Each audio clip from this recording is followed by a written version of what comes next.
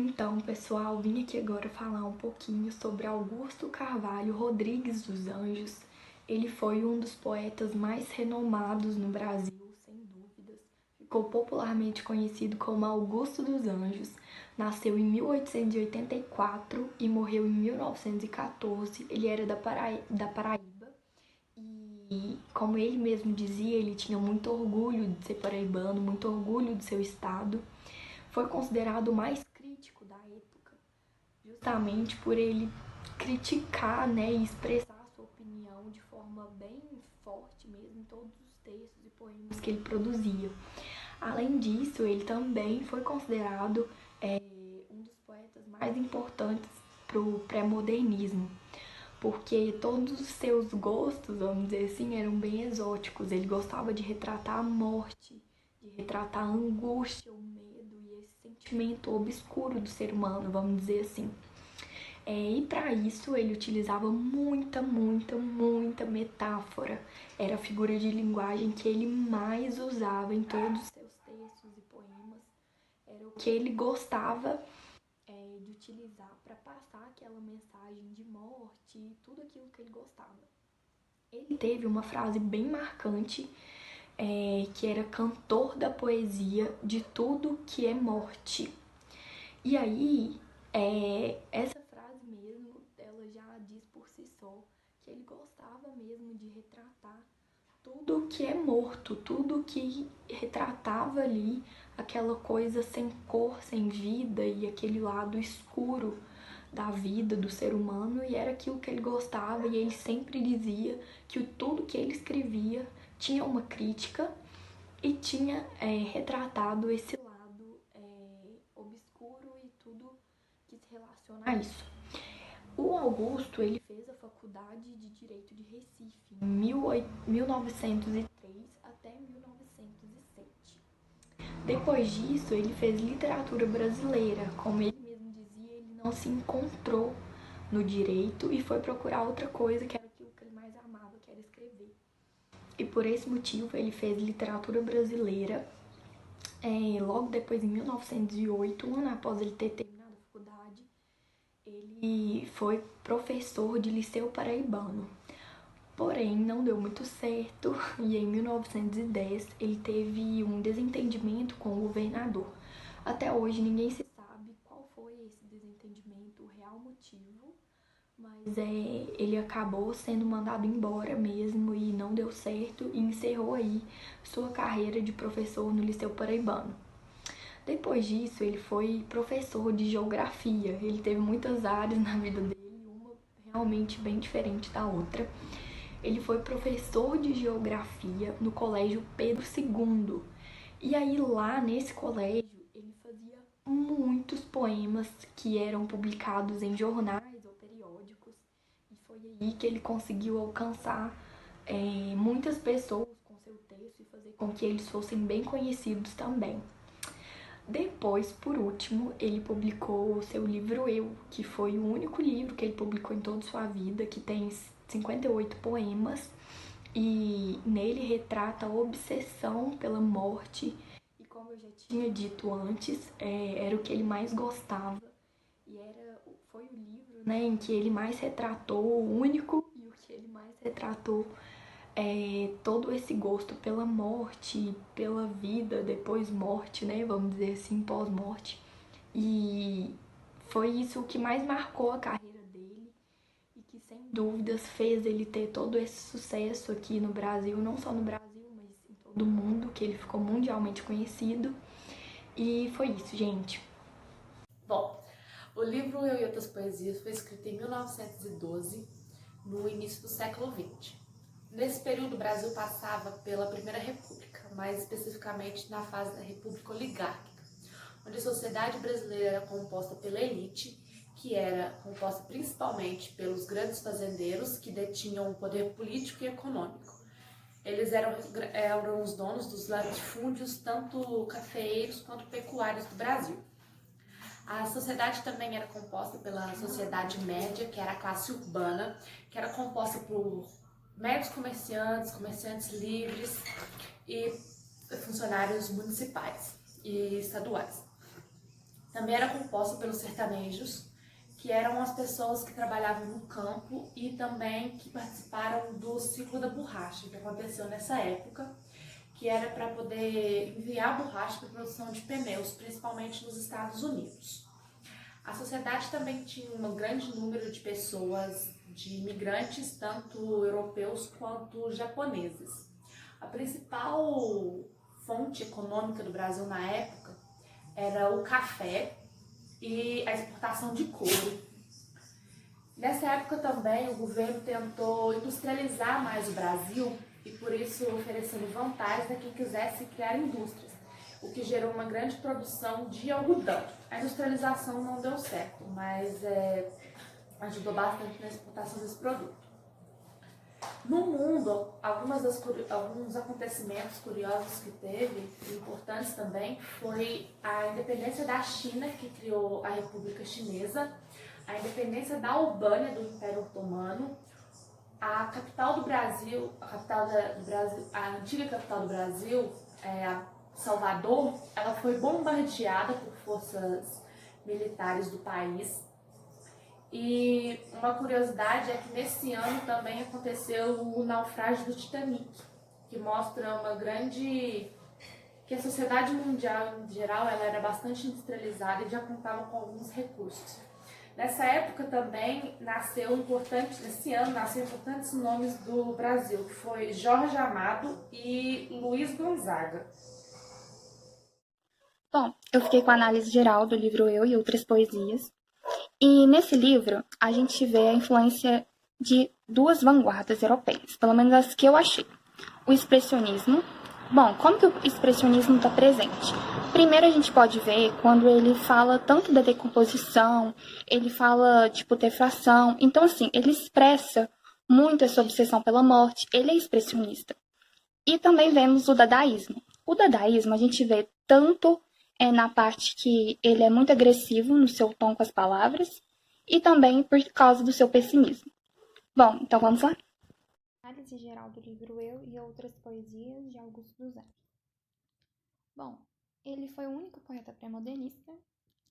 Ele ganhou o título, o apelido de Poeta da Morte por causa do seu poema Psicologia de um Vencido, no qual ele fala tanto de verme, operário das ruínas, e fala sangue podre das carnificinas. Então, assim, ele abrange assuntos e palavras que não eram utilizadas em poemas, ou seja, apoéticas.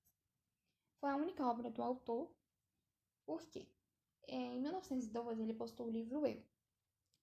E em 1914, aos 30 anos, ele falece. Com isso, seu amigo e também seu biógrafo, inclusive, Henri Soares, ele vai reunir ao livro Eu outras poesias escritas por Augusto dos Anjos após a publicação do livro de 1912, que até então chamava só Eu. E com a inclusão desses outros poemas, vai ficar Eu e Outras Poesias. E uma curiosidade é que tem um poema que ele não foi terminado, que é o poema A Meretriz. O que dizer do livro? O livro ele foi considerado chocante, E por causa desse mau uso, Esse mau gosto que foi considerado das palavras, porque ele falava tanto de verme, falava de pus, podridão, vômito, ânsia. Então, assim, ele mostrou palavras até então não utilizadas em poemas.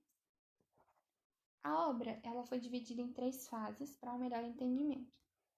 A primeira fase ela vai mostrar o início do trabalho dele, ou seja, vai ter uma grande influência de simbolista. O exemplo seria o poema Saudade e Versos Íntimos. O trecho que eu peguei foi de Versos Íntimos e fala assim: toma um fósforo, acende teu cigarro, o beijo amigo é a véspera do escarro, a mão que afaga é a mesma que apedreja. A segunda fase já vai mostrar toda essa visão peculiar do autor, ou seja, vai mostrar essa obsessão pela morte, falar de decomposição, termos científicos, e o exemplo é a Psicologia de um Vencido, que, como eu falei, foi o poema responsável pelo título do autor, Poeta da Morte. Fala assim: já o verme, este operário das ruínas, que o sangue podre das carnificinas come e a vida em geral declara guerra. A terceira fase é a fase considerada mais complexa e mais coesa, Também é falado que ela é mais madura, porque ele mostra maior sentido nessa fase. A gente vê o sentimento dele tanto de solidão e nostalgia. E o exemplo é Ao Luar, que fala assim: transponho ousadamente o átomo rude e transmudado em rutilância fria. Encho o espaço com a minha plenitude. Eu separei as principais influências de Augusto dos Anjos, e o primeiro que eu separei foi o Herbert Spencer. Inclusive, ele é citado no livro. E o que ele influenciou o Augusto dos Anjos? Ele mostrou para o Augusto dos Anjos a incapacidade, né, de conhecer a essência das coisas e também o evolucionismo, tanto da natureza quanto humana. Ernest Haeckel, a influência dele é o seguinte: o Ernest Haeckel ele dizia o seguinte, que a vida e a morte é apenas um fator químico. E lendo o livro a gente percebe realmente que ele foi bem influenciado com essa ideia, porque ele realmente concordava que a vida e a morte é apenas um fator químico. E tem o Arthur Schopenhauer, eu não sei se fala assim, mas o que eu sei é que todo o pessimismo de Augusto dos Anjos vem do Arthur. Porque o Arthur ele dizia o seguinte, que o aniquilamento por vontade própria, ou seja, se matar, é a única saída do ser humano. Então a gente vê que ele tinha um grande pessimismo, e esse pessimismo que o Augusto dos Anjos expressa no livro foi de influência do Arthur. As características gerais. Primeiro, a temática é inclassificável. E o que eu quero dizer com isso é que não era apenas uma escola literária que influenciava. Primeiro, a gente vê tanto o simbolismo, como eu disse, foi no início do trabalho dele, que a gente vê tanto o pessimismo, e uma coisa interessante é que ele utiliza uma letra maiúscula nos substantivos comuns para iniciar eles, para aumentar, ampliar, né, o significado da palavra. E isso era algo que os simbolistas faziam. A gente vê o parnasianismo, tanto na estética formal, por causa que ele usava coisas muito trabalhadas, por exemplo, sonetos, versos decassílabos alexandrinos, e também a euritmia, né, que é a harmonia do som. Vemos o naturalismo, que é no cientificismo e na animalização do ser humano, ou seja, o ser humano como animal. E por último, a gente vê o romantismo. O romantismo ele é expresso na segunda geração, que foi conhecida como mal do século. Todo o pessimismo reflete na segunda geração do romantismo. E a obra ela é considerada pré-modernista, lembrando que o pré-modernismo não é uma escola literária. E por que foi considerada pré-modernista? Primeiro, temporalmente, porque foi publicado em 1912. Segundo, porque tem um tom de crítica e também um tom de cotidiano. Lembrando que ele usa, sim, termos científicos, ou seja, ele tem um vocabulário erudito, mas ele associa a esse vocabulário erudito também um vocabulário mais popular. Outra característica dele é essa obsessão pela morte. A obsessão pela morte ela é bem visível no livro. Por quê? Porque ele tanto fala várias vezes de morte, ou senão ele fala de palavras relacionadas. Ele fala de enterro, caixão, cemitério, sepulcro. Então, assim, ele mostra essa obsessão pela morte. E o exemplo que eu peguei fala assim: quem me dera morrer tão risonho. Então, assim, ele tinha já o desejo de como ele queria morrer. Então, ele era bem obcecado pela morte. Outra característica marcante é o cientificismo. Esse cientificismo a gente vê na ciência da natureza, na biologia, quando ele fala de hemoglobina, fala de simbiose, reino protista, fala do reino monera, tórax, abdômen. Então, assim, ele tinha conhecimento. A gente vê a química quando ele fala que o elemento básico dos seres humanos é o carbono, ele cita hidrogênio, fala de oxigênio, também fala de substância, átomo. E também vemos a física. Tem um poema que ele fala de força centrípeta, que é estudado, né, na física. Só que além desse cientificismo, né, na ciência da natureza, a gente vê que ele tinha conhecimento na filosofia.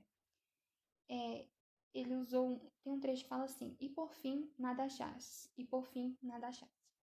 Esse trecho mostra que ele tinha conhecimento na filosofia de Nietzsche, que é o niilismo. O que é o niilismo? É o nada. Ou seja, e por fim nada achaste, e por fim nada achaste. E eu esqueci de falar, mas um exemplo que eu peguei da ciência da natureza fala assim: a bacteriologia inventariante toma conta do corpo que apodrece. Bom, outra característica dele é essa filosofia existencial. A filosofia existencial que ele usa é para mostrar, ele mostra todo o pessimismo de que a vida não vale a pena. O exemplo fala assim, e o carpinteiro que fabrica as mesas faz também os caixões de cemitério. Ou seja, fabrica mesas para a alegria de pessoas e também caixão para a tristeza de outras pessoas. E um dia ele ainda vai estar nesse caixão. Então, assim, ele usa essa filosofia existencial para mostrar que não vale a pena viver. Esse pessimismo que ele tem em relação a viver. Bom, ele é subjetivo. Essa subjetividade dele, a gente vê no próprio título do livro, que é Eu. E um exemplo que eu peguei fala assim, eu, filho do carbono e da Monico. Ele era muito subjetivo, ele voltava para si. E outra característica dele é o positivismo. O positivismo a gente vê na obra quando ele critica religião e a gente vê que ele critica principalmente o cristianismo. Ele cita também outras religiões, como por exemplo ele fala do budismo. Mas como que a gente vê essa característica positivista nele? A gente vê quando ele rejeita, né, a religião como um sistema que explica o mundo. E o exemplo que eu peguei fala assim, mandando ao céu o fumo de um cigarro. Há mais filosofia neste escarro do que em toda a moral do cristianismo. Então, sim, ele tinha uma crítica à religião e principalmente ao cristianismo. Ele fala, tem uma obra dele, um poema que fala, que o título é Apocalipse, ele cita Jesus Cristo, então, assim, ele tem realmente uma crítica ao cristianismo. E outra característica é que ele é cético em relação ao amor. O que isso quer dizer? Quer dizer que ele não acredita no amor. Ele acha que o amor é uma mentira. Tem um poema que ele fala assim que o amor na sociedade é uma mentira. Ele não acha que ele é capaz de amar e nem mulher alguma amá-lo. E o trecho fala assim, não sou capaz de amar mulher alguma, nem a mulher talvez capaz de amar. Então ele achava que o amor era só um instinto. Bom, para resumir tudo que eu falei, eu separei 2 questões de vestibular para ajudar tanto, né, no Enem, quanto ver como que é cobrado essa matéria. A primeira questão fala assim, a respeito de Eu, de Augusto dos Anjos, é correto dizer que, sendo uma obra eminentemente barroca, representa com perfeição as dualidades céu, terra, pecado, graça, treva, luz. Eu, no momento nenhum, disse que tem influência barroca, então essa questão não. Letra B. Sendo uma obra eminentemente romântica, apresenta o subjetivismo exacerbado que extrapola todos os limites. Tem influência do romantismo, né, da segunda geração, que é o mal do século, e realmente é subjetivo. Mas quando fala eminentemente, dá a ideia que é de totalmente, e não é. Letra C. Sendo uma obra eminentemente parnasiana, prima pela perfeição formal, desprezando quaisquer outras preocupações. Bom, tem influência da estética parnasiana realmente, que é essa estética toda formal, uso de sonetos, versos decassílabos, alexandrinos, a harmonia do som e tal. Mas não é eminentemente parnasiana. Letra D. Sendo uma obra eminentemente simbolista, usa e abusa dos meios tons que tanto caracteriza essa poesia nefilipata. Bom, eu falei que tem influência do simbolismo, né, como por exemplo o poema dele A Saudade, versos íntimos, mas não é eminentemente. Letra E. Sendo uma obra de difícil classificação, reserva mesmo assim um lugar de destaque na poesia brasileira como um caso à parte. Sim, é de difícil classificação e reserva um lugar de destaque na poesia brasileira. Então a resposta é a letra E. A segunda questão, ela fala assim, assinale a alternativa onde aparece uma característica que não se aplica à obra de Augusto dos Anjos. Letra A, referência à decomposição da matéria. Sim, ele fala de decomposição, de putrefação. Letra B, pessimismo diante da vida. Bom, ele é muito pessimista, né? A gente vê na filosofia dele existencial e também da influência que ele teve do Arthur Schopenhauer. Letra C, o amor reduzido ao instinto.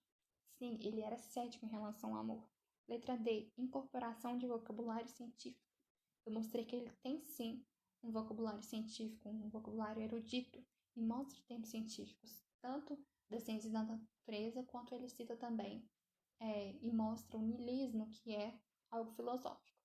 Letra E. Nacionalismo exaltado. Ele não é nacionalista. Então, a resposta dessa questão é a letra E. Bom, eu gostaria de agradecer por ter assistido até aqui. E caso alguém tenha interesse, eu vou estar disponibilizando esse slide. Obrigada. Com a parte de Tempo e Espaço do livro do Augusto dos Anjos, Eu e Outras Poesias, e eu vou tentar explicar o máximo possível. No livro Eu e Outras Poesias, são citadas várias formas de que ele via o que ele tinha passado em cada momento dela. Através de cartas, ele manda algumas de suas produções para sua mãe e cita alguns dos títulos onde ele escreve. É muito intrigante porque quando você vai pegar para ler isso de primeira vez e que você não procura a trajetória dele, você não vai entender nada. Por mais que você procure ainda a trajetória, você lê e lê também as cartas, você não entende muito bem o que ele queria passar através das produções em que ele fez. Aconselho, se tiver interesse, a parar e tentar ler, e tentar desvendar também o que ele queria falar. O seu primeiro soneto escrito foi Saudade, que foi escrito em 1900. Depois ele passou por várias outras produções, até que ele deixa alguns bem explícitos e outros não.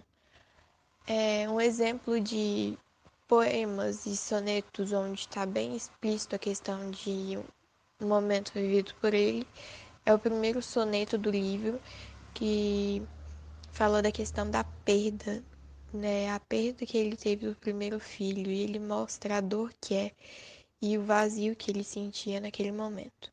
E outro também é o Debaixo do Tamarindo, onde fala de todo o processo de aprendizagem dele que o pai ajudou, onde ele escrevia as suas produções. O Monólogo das Sombras é um exemplo de um poema que não deixa claro o que parte da vida dele ele estava falando, direcionando. Assim como vários outros que vai lendo, você não vai identificando. São poucos aqueles que você, na hora que você lê, você fala assim, nossa, esse aqui falou de tal parte da vida dele. Mesmo você lendo a biografia, a trajetória que ele teve em toda a sua vida.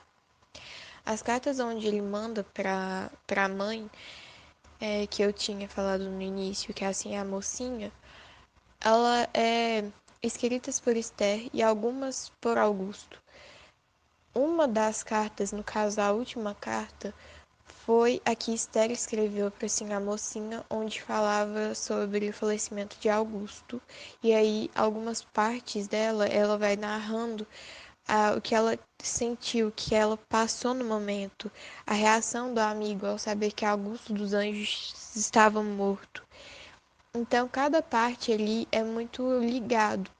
Explicar o que cada um tem é muito difícil, porque você vai pegar um poema dele, você não vai dar conta de explicar. Então, eu resolvi pegar exemplos de que eu, pelo menos, achei mais fácil, porque as outras é muito complexas, você não consegue decifrar mesmo o que estava falando. Por mais que você tenha várias opções, não dá. Eu, pelo menos, não achei.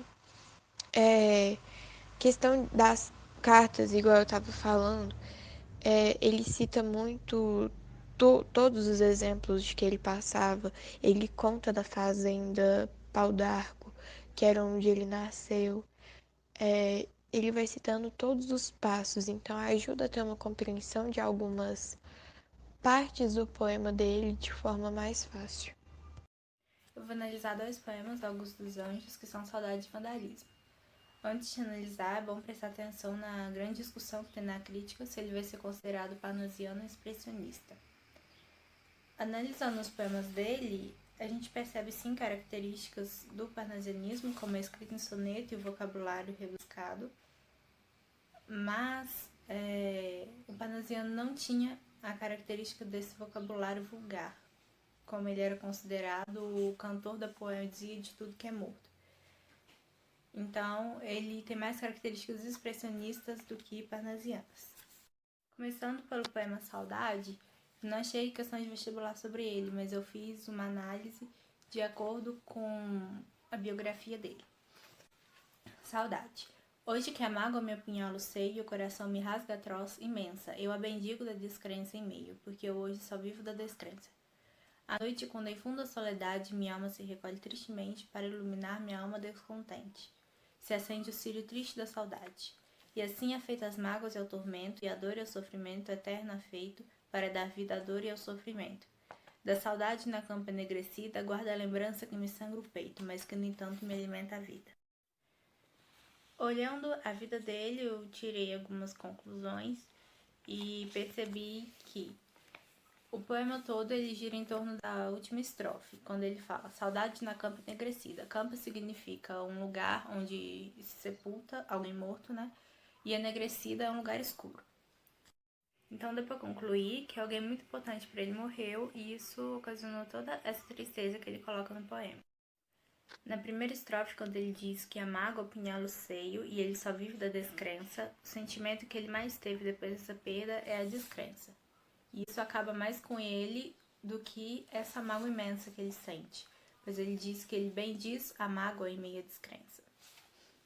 Já na segunda estrofe, ele diz que sente funda soledade. Soledade significa solidão. Pode ser pela morte dessa pessoa, mas olhando mais a biografia dele também, eu achei que aos 16 anos, esse poema foi o primeiro que ele escreveu, foi em 1900, ele tinha apenas 16 anos. E nesse mesmo ano ele passou a estudar no Liceu Paraibano, que é um colégio muito renomado na Paraíba. E entre os anos de 1894 até 1907, só 2 alunos concluíram o curso nessa escola. E olhando a vida de Augusto dos Anjos, dá para concluir que ele foi um desses alunos. E algum tempo depois ele concluiu o curso, ele entrou de novo nessa escola como professor, porém em poucos meses de trabalho lá, ele já pediu uma licença que foi negada pelo governador e acabou que depois disso ele começou a se sentir muito perseguido e depois de só 2 anos trabalhando lá, ele já pediu para sair. Essa questão dele pedir uma licença e sair tão rápido da escola não fala o porquê, mas sobre ele se sentir perseguido pode ser sim por algum trauma que ele teve na escola na época de estudo, ele achar que já tinha superado, tentou trabalhar de novo, mas não conseguiu.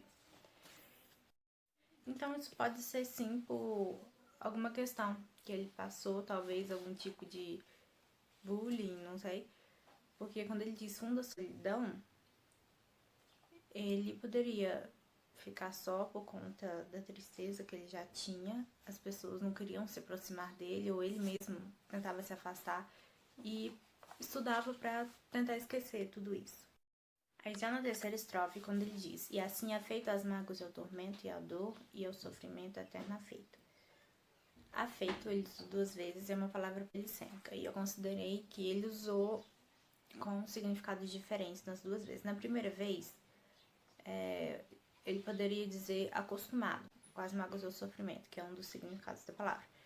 Aí já no segundo verso, e a dor e o sofrimento eterno afeito.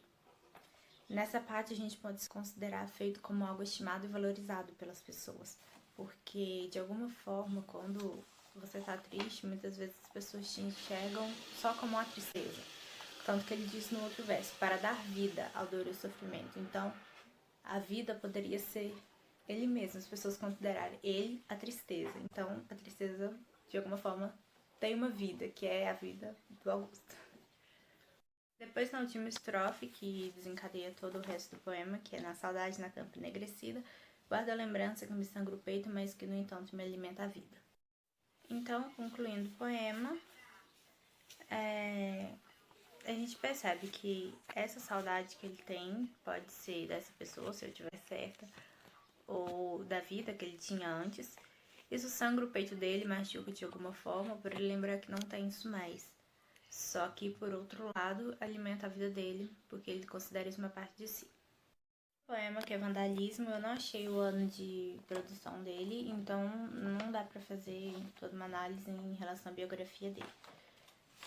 O poema é o seguinte: meu coração tem catedrais imensas, templos de priscas e longínquas datas, onde um nume de amor em serenatas canta aleluia virginal das crenças. Na ódiva fúlgida e nas colunas vertem lustrais e radiações intensas, cintilações de lâmpadas suspensas e as ametistas e os florões e as pratas. Como os velhos templários medievais, entrei um dia nessas catedrais, e nesses templos claros e risonhos, e erguendo os gládios e brandindo as hastas, no desespero dos iconoclastas, quebrei a imagem dos meus próprios sonhos. Esse poema todo gira em torno de sentimentos na infância dele, porque quando ele diz aleluia virginal das crenças, virginal quer dizer algo puro, então a criança é sempre relacionada à pureza e à inocência. E relata que quando ele era criança, ele sentia no coração dele toda essa pureza, um coração imenso, com uma pessoa de muita luz. Porém, quando ele cresceu e percebeu como as coisas são realmente, perdeu toda essa inocência dele e acabou quebrando a imagem dos sonhos dele. As duas questões vestibulares são sobre esse poema Vandalismo, e a primeira é: com relação às duas estrofes iniciais, pode-se afirmar que nelas permanece respectivamente a ideia de letra A, saudosismo e brilho. A gente percebe na segunda estrofe vários elementos que remetem ao brilho, como fúlgida, lustrais, radiações, cintilações, mas na primeira estrofe não tem nada que possa remeter a saudosismo, então não é esse. Letra B, plasticidade e musicalidade. Mais uma vez, só na segunda estrofe que a gente percebe que tem a musicalidade. Quando ele fala colunatas com pratas intensas e suspensas, mas na primeira estrofe não tem nada que remeta à plasticidade. Letra C, otimismo e suntuosidade.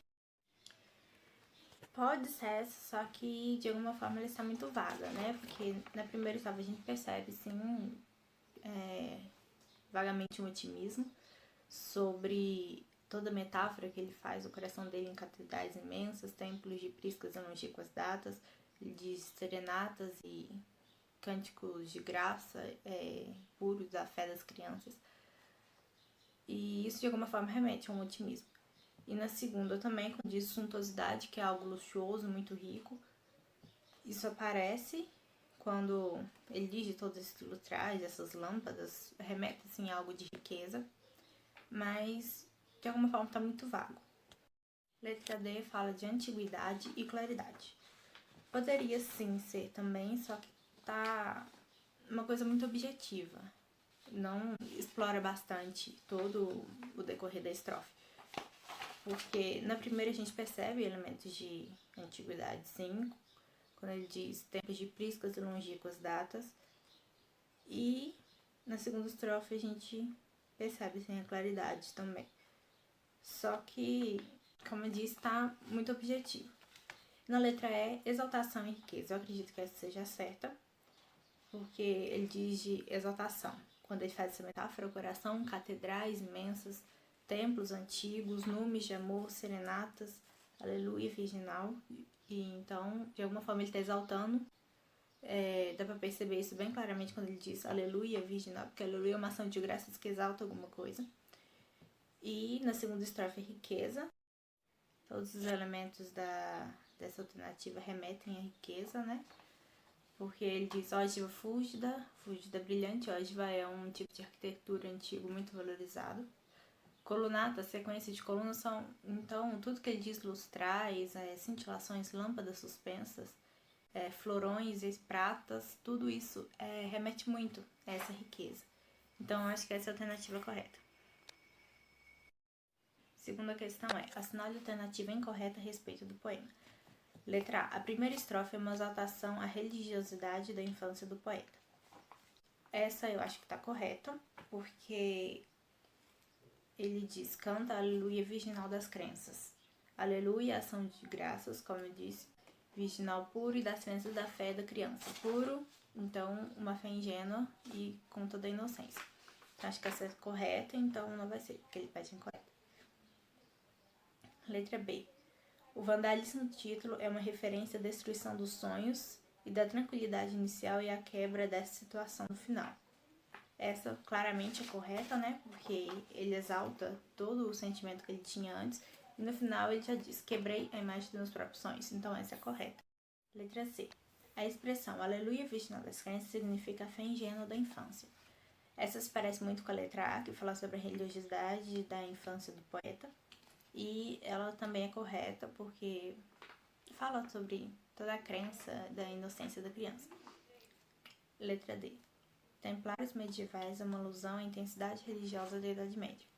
Eu acredito que essa seja incorreta porque não faz alusão exatamente à intensidade religiosa, e sim à grandiosidade dos templos. Então eu acredito que essa seja incorreta. E a letra E, na última estrofe, o poeta confessa que a vida proporcionou-lhe uma alegre visão do mundo. Ele diz isso sim quando fala que quebrou a imagem dos próprios sonhos. Então ele tinha todo um sonho dessa vida com muita luz, pureza.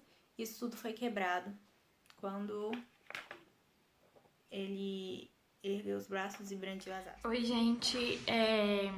Hoje eu vou falar sobre a poesia Psicologia de um Vencido, de Augusto dos Anjos. Eu vou ler as estrofes e a cada estrofe eu vou analisar, eu vou fazer análise. Então vamos lá. A primeira estrofe. Eu, filho do carbono e do amoníaco, monstro da escuridão e rutilância, sofro desde a epigênese da infância a influência má dos signos do zodíaco. Então, no primeiro verso ele fala sobre o carbono e o amoníaco, que são compostos primitivos da atmosfera, e esses dois compostos podem ser representados pelo vulcão, que é composto pelo CO2, NH3 e H2O. Na segunda estrofe ele fala sobre o monstro em detrimento de si mesmo. Na terceira ele fala sobre o sofrimento gradual que vai desde a infância, e na quarta estrofe ele fala do sofrimento que alcança proporções universais. Na segunda estrofe é profundissimamente hipocondríaco, este ambiente me causa repugnância. Sobe minha boca uma ânsia análoga à ânsia que se escapa da boca de um cardíaco. Nessa segunda estrofe ele fala sobre o ambiente em que ele está inserido, e é um lugar de dor e sofrimento que lhe causa ânsia e repugnância. E mais uma vez ele usa da fisiologia na estrofe. Na terceira estrofe fala: já o verme, esse operário das ruínas, que o sangue podre das carnificinas come e a vida em geral declara guerra. Esse verme ele pode ser considerado um outro personagem do poema, já que ele representa o inimigo do eu lírico quando ele declara guerra à vida.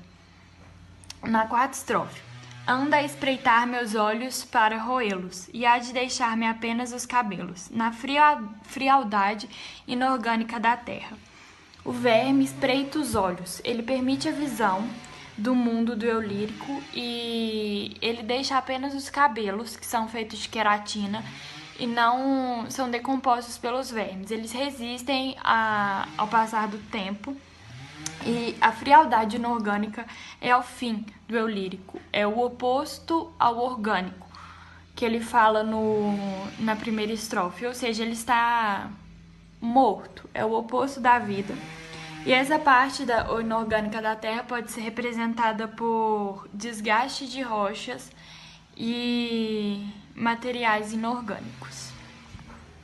Agora nós vamos partir para uma questão que caiu numa faculdade no vestibular do Rio Grande do Sul. Como a gente já leu a poesia, eu vou partir direto para as alternativas. Então, a gente vai analisar quais estão corretas e quais estão erradas. 1. Ao se definir como filho do carbono e do amoníaco, o eu lírico desce ao limite inferior da materialidade biológica, pois pensando em termos de átomos carbono e moléculas amoníaco, que são estudados pela química, constata-se uma dimensão onde não existe qualquer resquício de alma ou de espírito. Essa está correta. A 2. O amoníaco no soneto é uma metáfora de alma, pois segundo o eu lírico, o homem e a alma é composto de corpo, carbono, e alma, amoníaco. e no fim da vida o corpo orgânico acaba, apodrece, enquanto a alma inorgânica mantém-se intacta. Essa questão está errada, ele não fala nada de alma e se a 1 está correta, essa logicamente está errada. A 3. O soneto principia descrevendo as origens da vida e termina descrevendo o destino final do ser humano. Retrata o ciclo da vida e da morte, permeado de dor, de sofrimento e da presença constante e ameaçadora da morte inevitável. Então, estão corretas a 1 e a 3, e nessa questão seria correspondente à alternativa D. Agora eu vou ler a poesia Vítima do Dualismo. Ser miserável dentre os miseráveis. Carrego em minhas células sombrias antagonismos irreconciliáveis e as mais opostas idiosincrasias. Muito mais cedo do que o imagináveis, ei-vos, minha alma, enfim dada as bravias, cóleras dos dualismos implacáveis e a gula negra das antinomias. Psique biforme, o céu e o inferno absorvo, criação a um tempo escura e cor-de-rosa, feita dos mais variáveis elementos. Serva-se em minha carne como um corvo, a simultaneidade ultramonstruosas de todos os contrastes famulentos. Agora eu vou fazer a interpretação e análise do poema Versos Íntimos. O poema Versos Íntimos é um soneto escrito em 1912. É um dos poemas mais celebrados de Augusto dos Anjos. É um poema que expressa em seus versos decepção e pessimismo em relação aos relacionamentos. Agora eu vou ler cada estrofe e fazer a sua interpretação. Vês, ninguém assistiu ao formidável enterro da sua última quimera. Somente a ingratidão, esta pantera, foi sua companheira inseparável. Nesta primeira estrofe é mencionado o enterro da última quimera, que nesse caso pode indicar o fim da esperança ou do último sonho. Essa estrofe transmite a ideia de que ninguém se importa com os sentimentos dos outros e o sonho dos outros, que nesse caso é representado como a pantera. Acostuma-te à lama que te espera, o homem que nessa terra miserável mora entre feras, sente inevitável necessidade de também ser fera. O autor utiliza o imperativo, dando o conselho de que quanto mais cedo a pessoa se acostumar com a cruel e miserável realidade do mundo, será mais fácil para ela. Ele afirma que o homem vive no meio de feras, de pessoas más, sem compaixão, e que por isso a pessoa também tem que se adaptar e tem que ser uma fera no meio deste mundo. Toma o fósforo, acende teu cigarro, o beijo, amigo, é a véspera do escarro, a mão que afaga é a mesma que apedreja. O poeta utiliza uma linguagem coloquial que convida o amigo, que no caso é para quem ele escreveu o poema, a se preparar para as traições e decepções do mundo. Mesmo quando temos demonstrações de amizade, carinho, como é representado com a palavra beijo, é apenas um anúncio de que algo mal está por vir. Aquele que hoje é teu amigo e que te ajuda, amanhã pode te abandonar e causar dor. Ele fala que o beijo, ou seja, a boca que beija, é aquela que em seguida pode cuspir, causando dor e decisão. Se alguém causa ainda pena a sua chaga, apedreja essa mão vil que te afaga, escarra nessa boca que te beija. Nessa última estrofe, o autor dá um conselho, uma sugestão de cortar o mal pela raiz para evitar o sofrimento. Ele fala que deve-se cuspir na boca de quem te beija e apedrejar a mão que te acaricia. Isso, de acordo com o poeta, é porque mais cedo ou mais tarde as pessoas só vão nos desiludir e nos causar sofrimento.